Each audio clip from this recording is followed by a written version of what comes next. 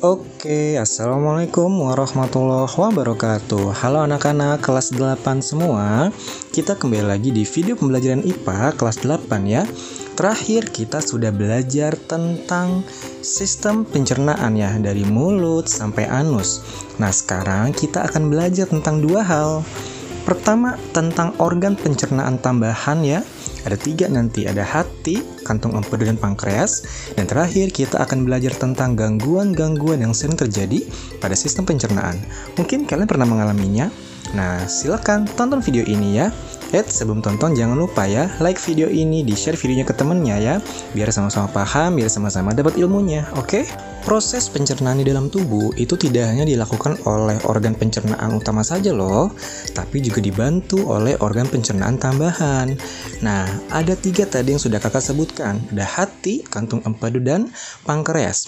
Pertama kita akan belajar tentang hati.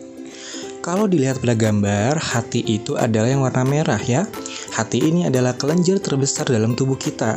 Nah, ternyata hati ini berperan dalam membantu proses pencernaan lemak di duodenum atau di usus halus. Dan hasil ini ternyata hati ini ternyata menghasilkan yang namanya getah empedu, yang nantinya akan dikirim dan disimpan di dalam kantung empedu.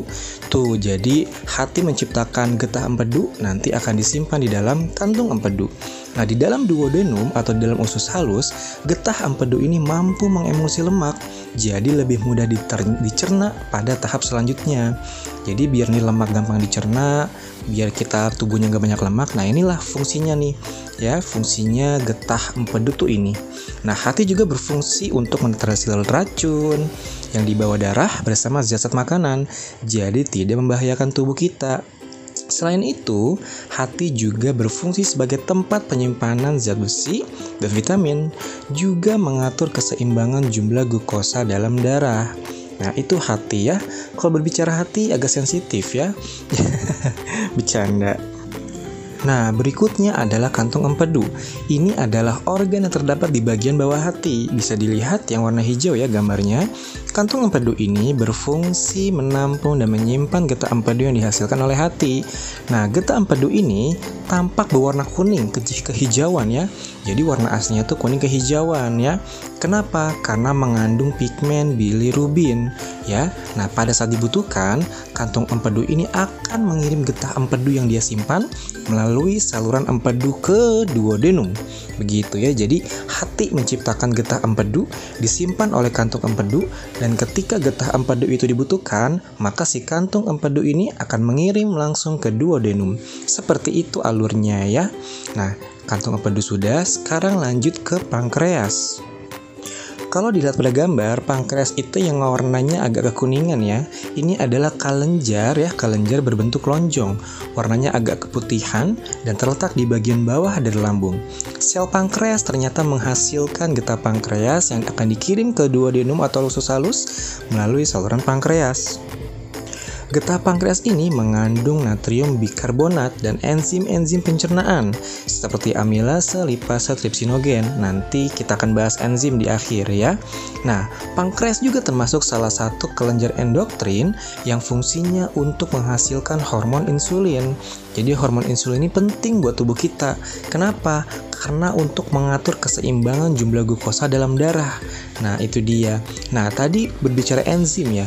Ternyata enzim itu banyak loh di tubuh kita. Jadi di saluran pencernaan, ya di mulut, di lambung, dan di usus halus itu ada beberapa enzim. Enzim apa aja sih? Nah, coba lihat gambar. Nah, ini tabelnya ya. Nah, kalau kamu lihat pada gambar, tabel, mulut punya satu enzim yaitu enzim amilase. Enzim amilase itu fungsinya untuk mengubah amilo menjadi maltosa. Lambung punya 2 enzim pepsin dan enzim renin ya. Fungsinya silakan dibaca sendiri. Kemudian usus halus. Usus halus juga punya, banyak nih. Kalau usus halus dibagi 2. Ada getah pankreas, ada yang dari getah usus. Kalau dari getah pankreas ada 3. Ada amilase, ada tripsin, ada lipase. Ya, jadi amilase itu bukan cuma ada di mulut doang, tapi ada di getah pankreas. Kalau getah usus, nah ini agak banyak nih. Di dinding usus ada enterokinase, maltase, laktase, sukrase, peptidase, dan terakhir ada lipase ya. Nah, lipase juga ada 2 nih. Lipase bukan cuma ada di getah usus, tapi ada di getah pankreas juga, bener kan? Nah, kamu silakan baca fungsi-fungsinya ya, karena kalau dibahas satu-satu panjang deh videonya. Oke? Nah, sekarang kita masuk ke pembahasan selanjutnya tentang penyakit atau gangguan dalam sistem pencernaan. Pernah nggak sih kamu tuh susah buang air besar? Apakah sulit buang air besar itu termasuk gangguan pencernaan? Nah, menurut kamu apa ya yang menyebabkan seseorang itu dapat mengalami gangguan pencernaan? Nah, di materi ini kita akan mendapat jawabannya ya. Jadi sistem pencernaan manusia itu bisa juga mengalami gangguan dalam fungsinya, entah disebabkan oleh infeksi, entah karena kelainan, atau karena kebiasaan hidup kita yang salah. Nah, ini dia. Nah, pertama kita coba bahas gangguan atau penyakit pertama ya. Penyakit MAH atau namanya gastritis. Nah, MAH ini adalah penyakit berupa peradangan pada lapisan lendir lambung. Jadi MAH ini gara-gara karena memakan makanan yang sudah terkontaminasi oleh bakteri, ya, terkontaminasi oleh bakteri. Nah, memakan makanan yang terlalu pedas dan asam, makan yang tidak teratur, stres, dan bisa meningkatkan asam lambung, gitu ya. Jadi makannya harus makan makanan higienis dan makannya harus teratur, dan jangan terlalu makan makanan yang pedas, jangan terlalu sering, oke? Nah, penyakit MAH ini bisa loh kita hindari. Bagaimana caranya? Pertama, coba deh hindari makanan yang terlalu asam atau terlalu pedas, kemudian makan secara teratur, minimal makan tepat waktu, pagi, siang, sore. Nah, kemudian menjaga kebersihan tangan dan makanan atau minuman dari kontaminasi kuman. Kemudian menghindari minuman beralkohol dan rokok. Nah, wajib nih rokok nih ya, pelajar nggak boleh merokok. Terakhir, menjaga pikiran agar tidak tegang atau stres, misalnya dengan olahraga, istirahat, atau liburan ya. Itu pertama sakit MAH. Kemudian diare. Ya, nah diare nih yang sering pada diare nih yang tiba-tiba sakit perut ya. Diare ini adalah penyakit pada saluran pencernaan akibat infeksi dari bakteri atau protozoa. Nah, infeksi ini biasanya pada dinding usus. Seringkali menyebabkan laju gerak peristaltik usus meningkat. Jadi proses penyerapan air oleh usus jadi berkurang. Efeknya, feses atau kita ya, penderita diare menjadi cair. Nah, itu ciri-cirinya nih. Jadi kalau orang yang diare itu kotorannya cair ya. Nah, diare yang berkepanjangan dapat menyebabkan penderita mengalami dehidrasi. Nah, bahaya nih. Jadi jangan sampai kita dehidrasi terus-terusan ya. Kalau ngerasa dehidrasi terus-terusan, diare terus-terusan ya. Jadi jangan sampai diare terus-terusan. Kalau sampai seperti itu, coba langsung konsultasikan ke dokter ya. Bilang sama orang tua, lalu konsultasikan ke dokter, oke? Tapi pada kasus diare ringan, penyakit ini bisa diatasi dengan meminum air perasan daun muda, jambu biji yang dicampur dengan sedikit garam. Nah, itu tipsnya ya, obat alami.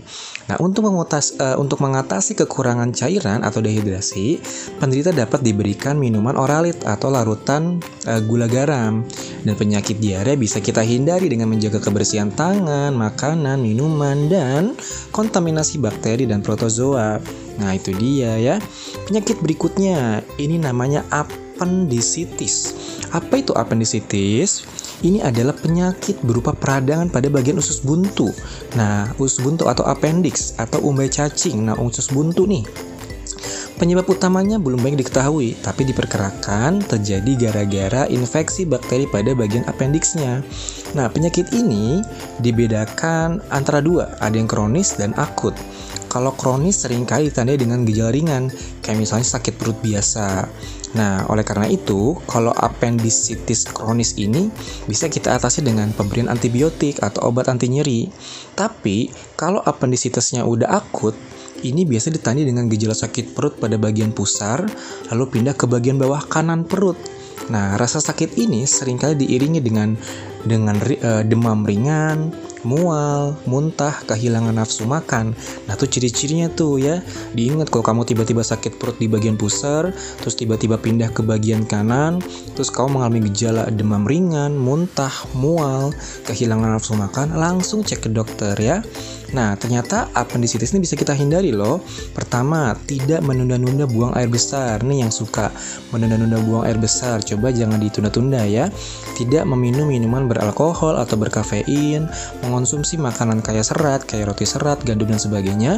Banyak minum air. Tuh, dalam sehari harus minum air 2 liter atau 8 gelas air ya. Terakhir, tidur yang berkualitas. Maksudnya tidur sesuai jamnya. Istirahat dan olahraga secara teratur, oke? Kemudian, penyakit berikutnya ada yang namanya konstipasi atau sembelit. Nah, sembelit.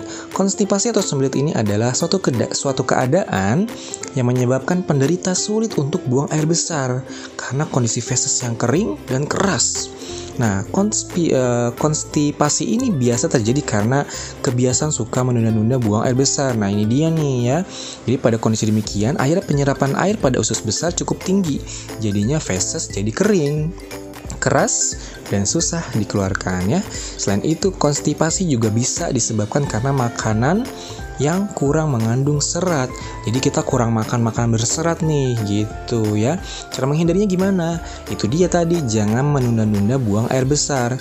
Banyak minum air putih dan banyak makan makanan yang berserat seperti sayur dan buah-buahan ya. Nah, kemudian penyakit berikutnya adalah hepatitis.